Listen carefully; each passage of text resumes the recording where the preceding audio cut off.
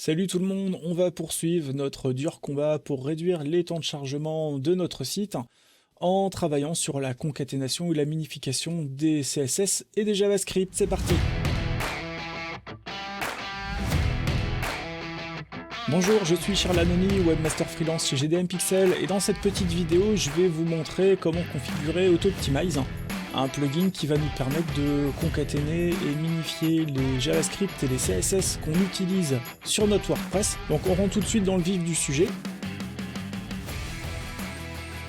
Donc dans les 5 ou 6 premières vidéos qu'on a fait, on a travaillé principalement sur la compilation. Donc en installant un serveur sur un VPS SSD, en installant Webinoli qui nous permet d'avoir PHP 7, MariaDB, etc. Et puis en installant et en configurant FastCGI et Redis Cache qui vont vraiment squeezer complètement l'étape de compilation PHP SQL. Et donc là, ce qu'on va voir, c'est comment poursuivre ce travail en bossant exclusivement sur les fichiers qui sont envoyés par notre serveur de page. Donc les CSS, les JavaScript, les Google Fonts, les images, les vidéos. Donc vous allez voir que c'est pas extrêmement compliqué, mais c'est un travail qui mérite d'être fait parce que vous allez gagner encore un petit peu de temps. Alors c'est difficile à quantifier, ça va dépendre de votre configuration, ça va dépendre de votre site, mais c'est clair qu'il y aura un gain. Même si vous êtes déjà en HTTP2, le gain il sera significatif. Donc pour que vous puissiez voir ce que ça va donner, je vais refaire un test tout bête. Je vais reprendre ma homepage, je vais aller sur Pingdom, je vais faire un test depuis Londres, voilà, et donc je vais le refaire ensuite en désactivant AutoOptimize pour que vous voyez qu'il y a vraiment un impact. Donc là je suis à 730 millisecondes pour 39 requêtes HTTP, donc c'est pas mal. Et donc je vais désactiver AutoOptimize, je vide le cache, je vais également purger le cache de Nginx, et on va relancer un test. Donc là on était à 730 millisecondes et 39 requêtes. En fait, je vais quand même rappeler la page une fois de plus. Je vais faire examiner l'élément, je vais m'assurer que j'ai bien un head à rallonge, et je relance mon test. Voilà, donc là vous voyez c'est plus du tout la même. Je suis passé de 39 requêtes à 103, donc c'est beaucoup plus important. C'est toujours correct, 1 seconde 12, c'est pas la mort. Mais vous voyez, là, je suis passé de... Je sais plus, j'ai pas regardé en fait. J'avais pas beaucoup de JavaScript, là je suis passé à 47 et 26 fichiers CSS. Donc bon, clairement, c'est pas bon. C'est pas bon du tout.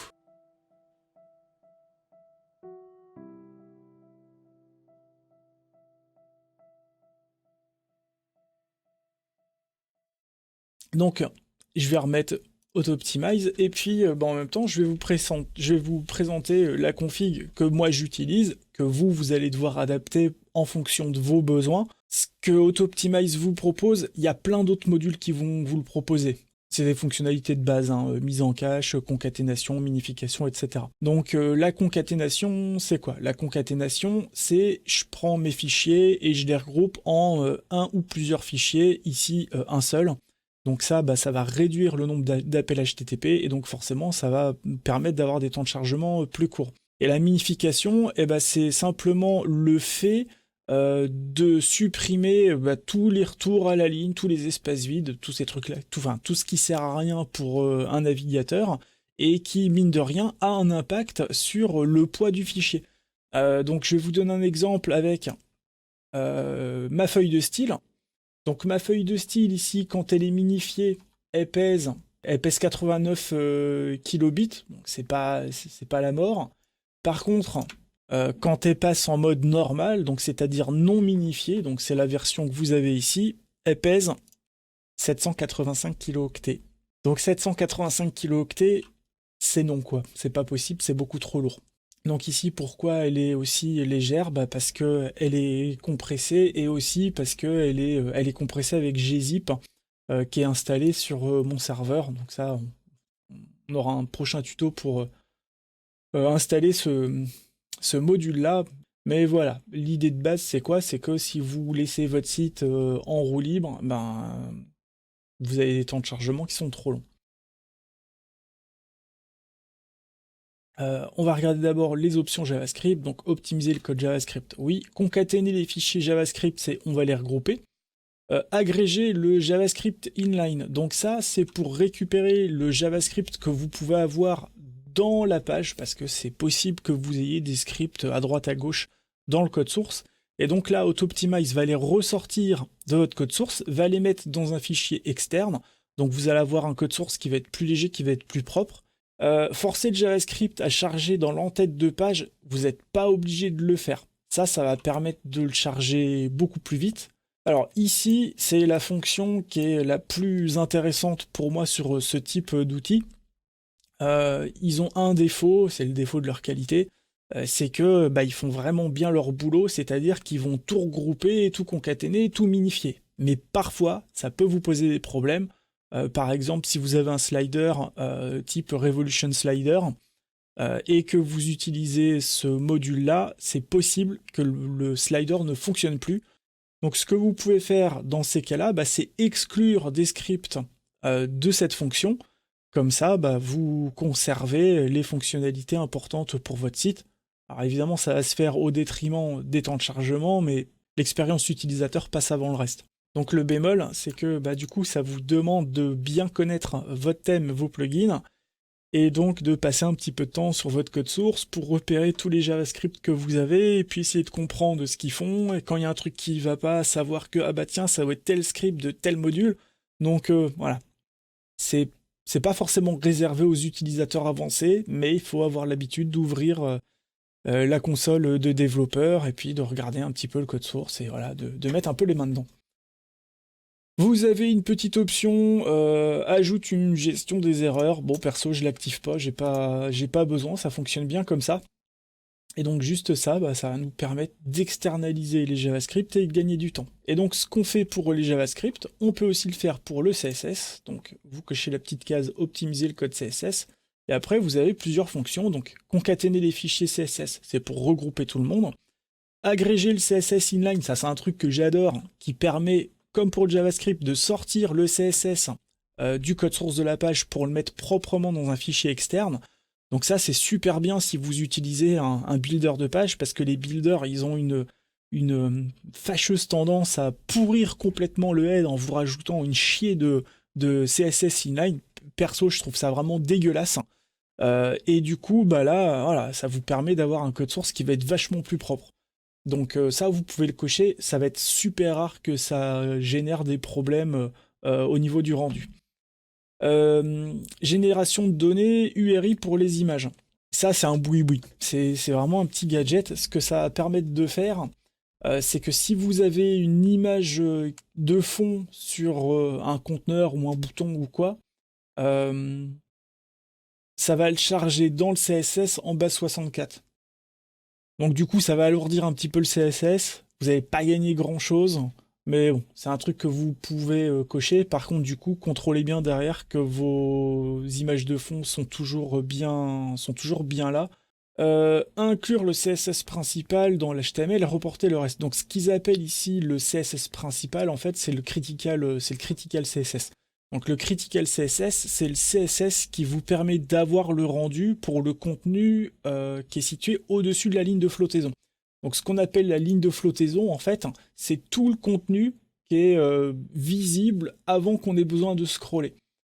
Donc ça, franchement, c'est uniquement pour avoir une meilleure note sur PageSpeed, ça va pas vous faire gagner de temps, ça va alourdir un petit peu le code source de la page, mais si vous chassez la note parfaite sur PageSpeed, vous pouvez activer cette fonction-là. Alors par contre, du coup, ça vous demande de connaître le CSS, le critical CSS pour le coller justement là-dedans. Bon, je vous cache pas que j'ai passé un petit moment ce matin sur pas ce truc-là, mais sur un module Nginx qui va peut-être nous permettre de faire ça. J'ai pas encore eu le temps de tester, mais ça va venir. Mettre tout le CSS dans votre code HTML. Alors celui-là, vous le cochez pas par contre. Pourquoi ? Parce que ça va mettre tout le CSS dans le head de votre code source. Donc, ouais, effectivement, vous allez avoir une super note sur PageSpeed. Par contre, vous allez avoir un code source totalement dégueulasse. Donc ça sert à rien de le cocher. Comme pour le JavaScript, vous pouvez exclure des fichiers de la concaténation /minification.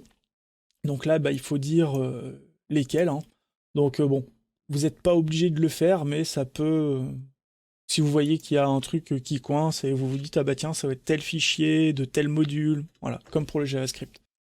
Option HTML, optimiser le code HTML, c'est pour minifier le code source HTML. Option du CDN, c'est si vous avez un CDN. Bon, perso, je l'utilise pas parce que mon audience, elle est en France et j'ai des temps de chargement qui sont déjà plutôt corrects. Donc voilà, si j'avais une audience internationale, ça pourrait valoir le coup de le faire.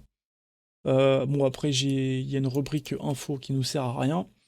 Vous avez également donc des options diverses, donc qu'il va falloir cocher, puisque celle-ci, par exemple, enregistrer les scripts ou CSS en tant que fichier statique, ça vous permet d'avoir un fichier entre guillemets physique pour votre CSS, sinon Optimize va les générer à la volée à chaque fois, et au final, ça va pourrir complètement vos temps de chargement. Optimiser les fichiers CSS et JavaScript exclus. Si vous avez exclu des fichiers de la concaténation, il peut quand même les minifier. Donc ça peut valoir le coup parce que la minification en général, ça va rien casser. Et optimiser aussi pour les utilisateurs connectés. C'est par exemple moi, admin qui suis connecté au site, est-ce que il fait quand même une concaténation, minification des fichiers, voilà. Donc bon, ça par défaut, c'est pas coché, je le coche parce que j'ai pas de builder, mais c'est vrai que si vous avez un builder de page, parfois la concaténation des JavaScript, elle fait planter le builder, donc si c'est le cas pour vous, eh ben décochez-le. Voilà. Et puis ensuite, on peut cliquer sur enregistrer les modifications. Et le reste, en fait, moi j'y touche pas des masses. Ah si, il faut que je vous montre ce truc-là. Donc, Autoptimize va aussi vous proposer des options par rapport aux images. Par exemple, ils vont vous proposer d'optimiser les images et de les distribuer via un CDN ici qui est payant. Donc bon, clairement, si vous avez envie de payer un truc en plus, vous cochez la petite case et vous ouvrez votre compte chez ShortPixel. Perso, je l'utilise pas. Donc là, c'est toute la config relative à ce truc-là. Vous avez une petite option ici, affichage des images en lazy loading. Je le fais pas, parce que j'ai un autre module qui le fait, et avec des fonctionnalités supplémentaires. Donc voilà, j'ai préféré utiliser l'autre module dont je vous parlerai dans un prochain tuto. Et puis vous avez aussi tous les extras. Donc les Google Fonts qu'on peut supprimer, différer, etc. On l'a vu dans un tuto précédent, qu'on peut dégreffer celles qui ne nous intéressent pas pour ne conserver que celles qu'on veut utiliser. Vous avez une fonctionnalité pour désactiver les emojis, donc ça, si vous ne mettez pas des émoticônes partout, vous pouvez le cocher. Vous avez une option également pour supprimer les chaînes de requête des ressources statiques. Alors par exemple, si vous avez une feuille de style qui s'appelle, je sais pas moi, la feuille de style de Revolution Slider, qui s'appelle revslider style.css, derrière il y a une variable qui est vert, et puis il y a un espèce de numéro de série. En fait, ça correspond à la version du module. Donc ça sert principalement au navigateur, puisque si vous faites une mise à jour du module, le numéro de version va changer, et du coup, le navigateur va se dire, tiens, c'est pas la même feuille de style. Donc s'il l'avait gardé dans son cache, il va dire, là c'est une nouvelle, je retélécharge le bazar. Donc ça, c'est utile si... il y a des choses importantes qu'on changé dans la feuille de style ou le JavaScript. En fait, c'est pas super important de vous prendre la tête avec ça. Vous avez également une option qui s'appelle préconnexion avec des domaines. Donc ça, c'est pour faire ce qu'on appelle du DNS prefetch. C'est-à-dire que mon utilisateur se rend sur ma page, il va télécharger tout un tas de contenu, et je peux aussi dire au navigateur, connecte-toi tout de suite au DNS de googleapis.com, au DNS de YouTube, au DNS de Gravatar, au DNS de ceci, au DNS de cela. Comme ça, si mon utilisateur clique sur un lien pour voir une autre page, l'étape de connexion au DNS pour récupérer l'adresse IP du domaine, elle est déjà faite. Donc on va gagner un petit peu de temps, pas beaucoup, hein. Donc voilà. Alors, ça sert pas forcément à grand chose, dans la mesure où quand l'utilisateur arrive sur ma page, il s'est déjà connecté à tous ces DNS-là, donc très certainement ça va être redondant, mais quand même, on sait jamais, ça coûte rien de le faire. Et puis là, c'est pour charger des JavaScript en mode asynchrone. Donc pour les charger après le chargement de page, là franchement c'est un petit peu casse-gueule. Perso, j'ai jamais pris le temps de me pencher sérieusement sur la question, mais on sait que ça peut se faire. Voilà, donc vous avez vu, c'est pas extrêmement compliqué à configurer, il faut passer un petit peu de temps dessus pour faire connaissance, on va dire.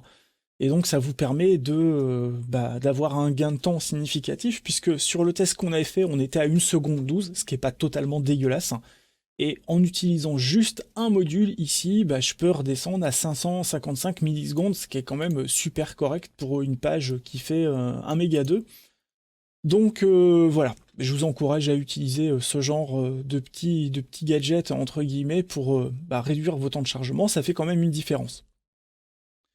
Voilà, donc bien entendu, il n'y a pas qu'AutoOptimize qui va vous proposer ce genre de fonctionnalité. Il y a des modules qui font ça très bien, hein. Il y a W3 Total Cache, WP Super Cache, WP Rocket, WP Fastest Cache, Hyper Cache, Comet Cache. Voilà, vous avez vraiment plein de modules qui vont vous permettre de faire ça. Fast Velocity Minify, c'est pas du tout ce qui manque. Ce qu'il faut juste, c'est que vous trouviez celui qui vous correspond, celui qui vous facilite le plus la vie. Pour moi, c'est AutoOptimize parce que gestion de cache, j'ai pas besoin de le faire parce que j'ai déjà FastCGI. Et AutoOptimize, il fait très bien le boulot facilement, sans trop de config. Donc voilà, c'est pour ça que j'ai choisi celui-là. Donc comme d'habitude, si vous avez des questions, vous laissez ça dans les commentaires. Je vous réponds dès que j'ai un petit peu de temps. Et je vous retrouve pour un prochain tuto sur l'optimisation des temps de chargement. On va mettre en place un script de lazy loading qui va nous permettre de gagner pas mal de temps sur la gestion des images. A très bientôt, ciao ciao. Vous avez aimé cette vidéo et cherchez d'autres ressources pour créer ou référencer votre site? Inscrivez-vous à la chaîne et retrouvez tous nos guides sur gdmpixel.fr.